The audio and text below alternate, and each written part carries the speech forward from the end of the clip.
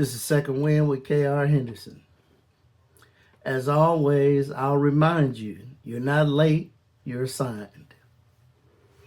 Let me ask you a question. Gentlemen, my good man, what exists because you exist? I want you to think about that for a second.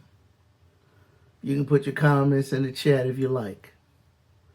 But I want you to think about it. What exists because you exist? Now, I'm not talking about what you owe or what you own or what you earn.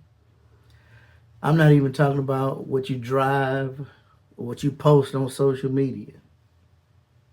Because everywhere I look, people are talking about masculinity. I mean, everywhere. Men chiming in, women chiming in. Everybody has an opinion, right? Everybody has a definition. I mean, everybody has a sermon or a podcast. I mean, for that matter, everybody has a beard, right? But I think we're asking the wrong question. The question isn't whether masculinity still exists.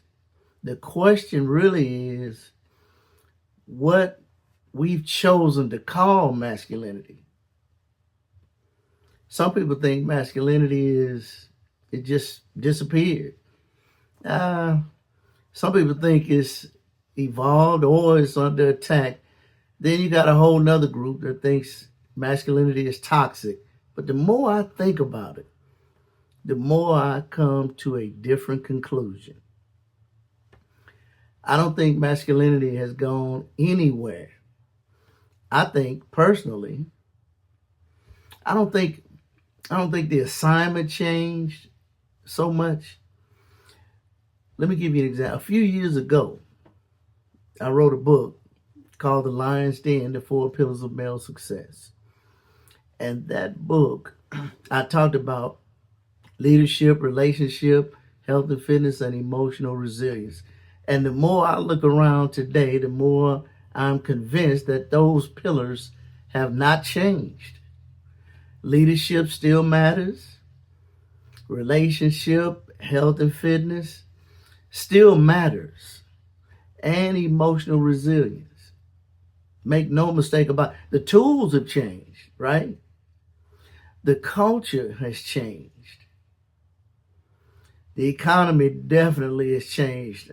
I'm reminded of that every time I go to the grocery store, right? But the assignment didn't. It hadn't changed. So the question, or let's say the real question, isn't whether masculinity or what it looks like in 2026. The question is whether the assignment of a man has changed. And I don't think it has. The culture has changed. Technology has changed.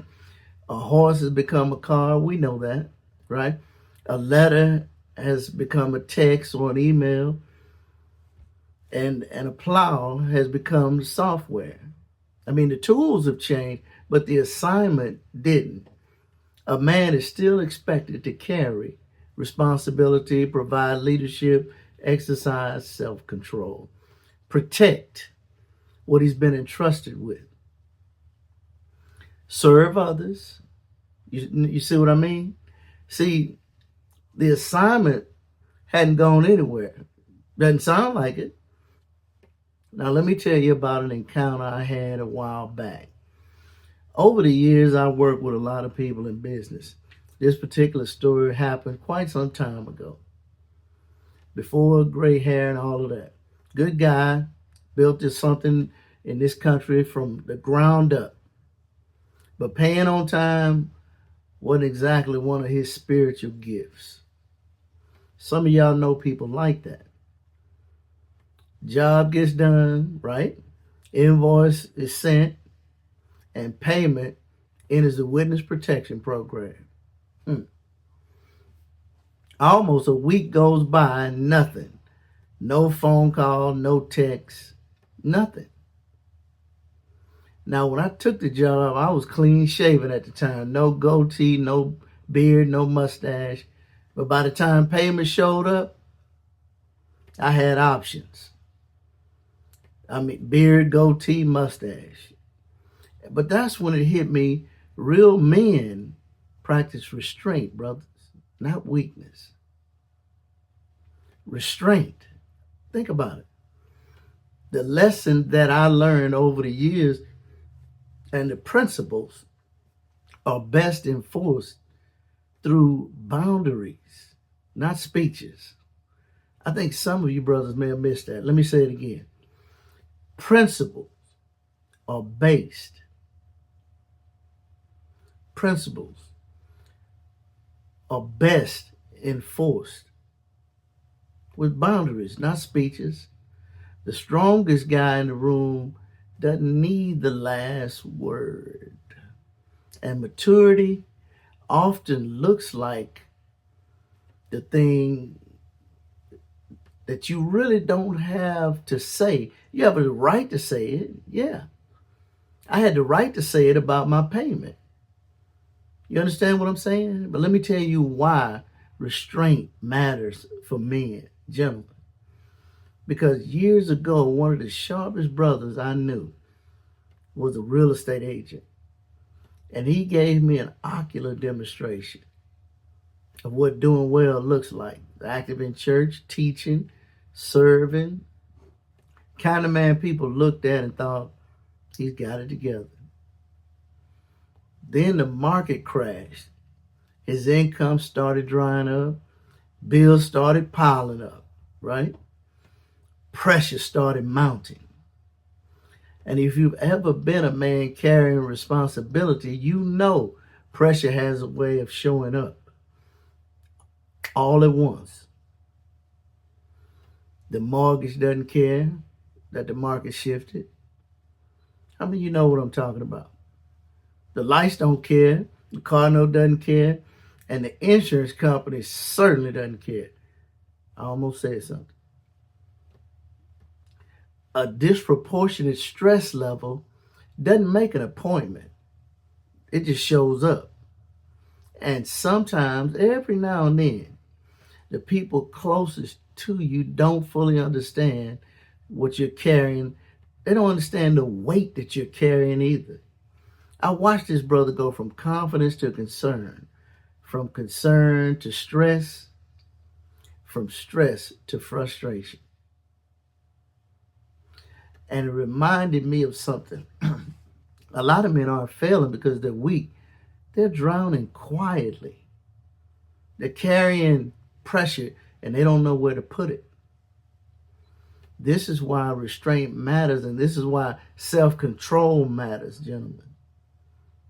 And this is why emotional discipline matters, because every man will face adversity.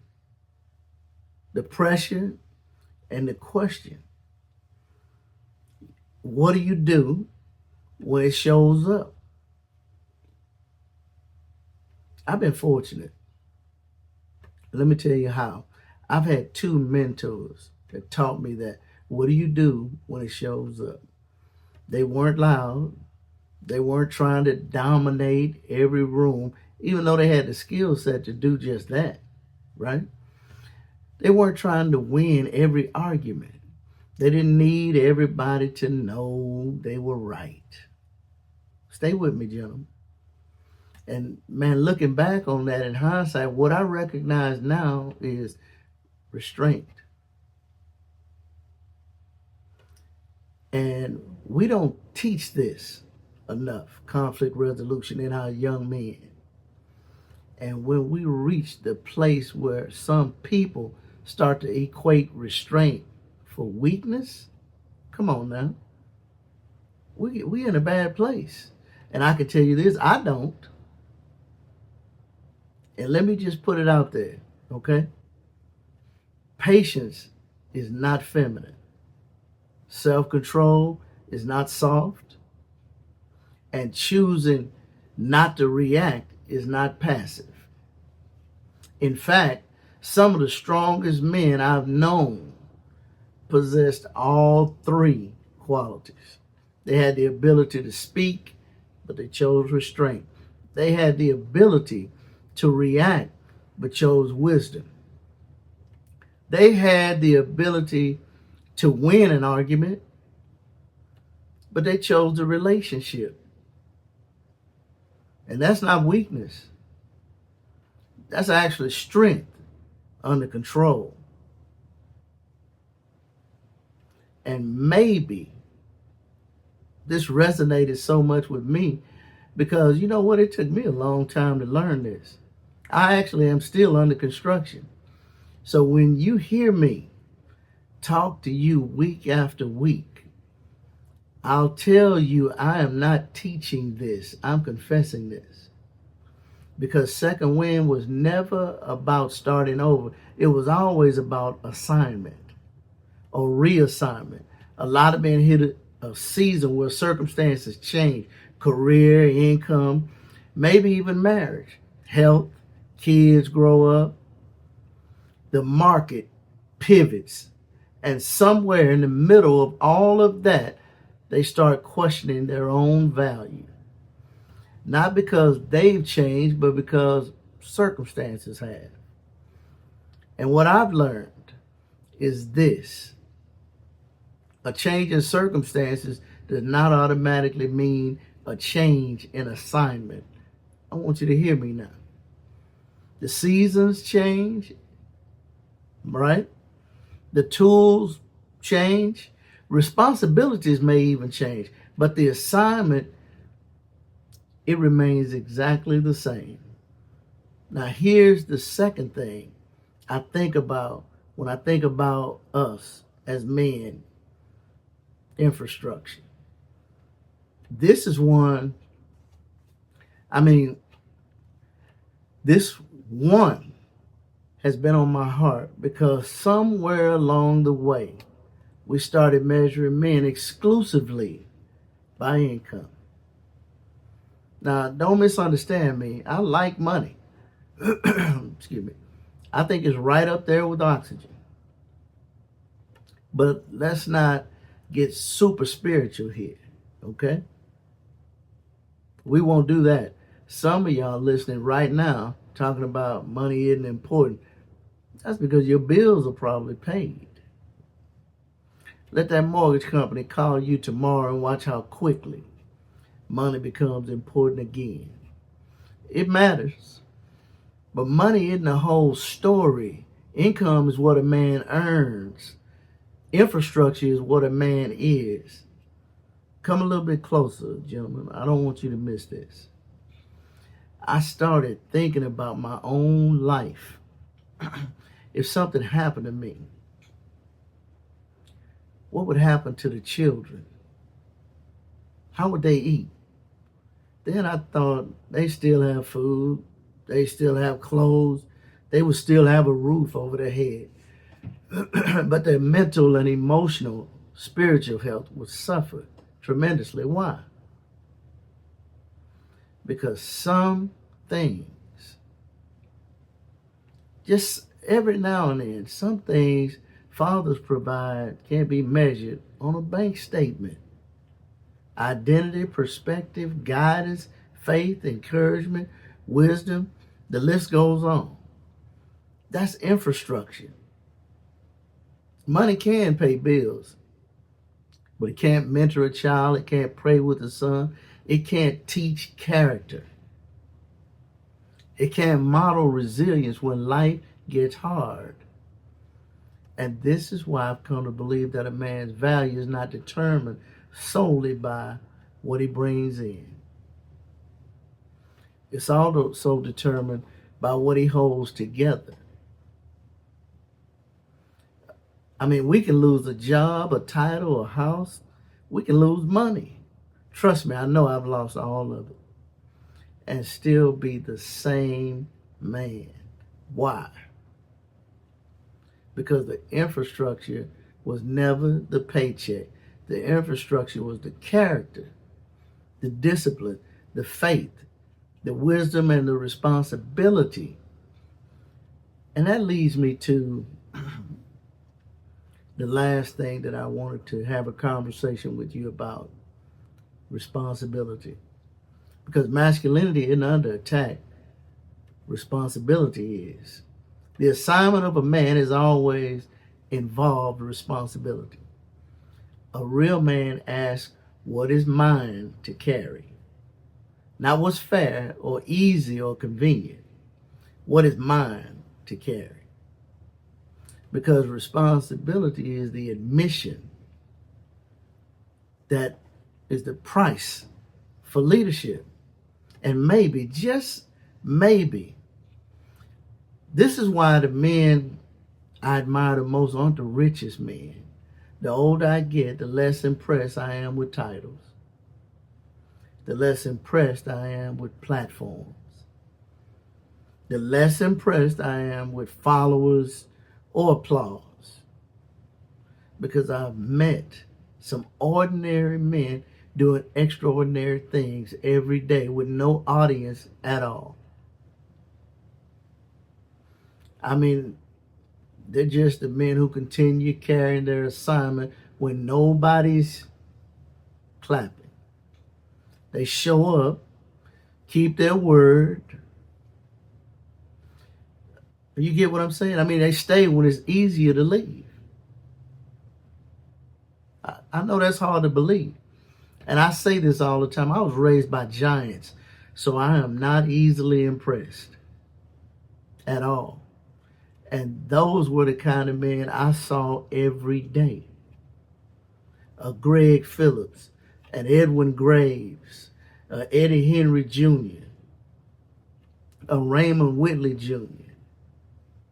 Man, they weren't perfect men. Who is, for that matter? Just responsible men who kept their word, carried responsibility, and showed up. And when I think about those brothers, I'm reminded of what one writer said: it's required for stewards that one be found faithful. Not famous, not rich, not celebrated, just faithful. So let me leave you with the same question I started with. What exists because you exist? Because at the end of the day, the question isn't how much money you make. The question isn't how many followers you have. The question isn't how many people knew our names. The question is whether we were faithful with what God entrusted in us, to us. I mean, faithful to our children, to our influence, to our responsibility, faithful to our assignment. Yeah, the culture changed, man. Make no mistake. The tools changed. We talked about that. The economy changed. Definitely changed, Lord. But the assignment didn't. As always, work harder on yourself than you do on your circumstances. This is Second Wind with K.R. Henderson. You're not late. You're assigned.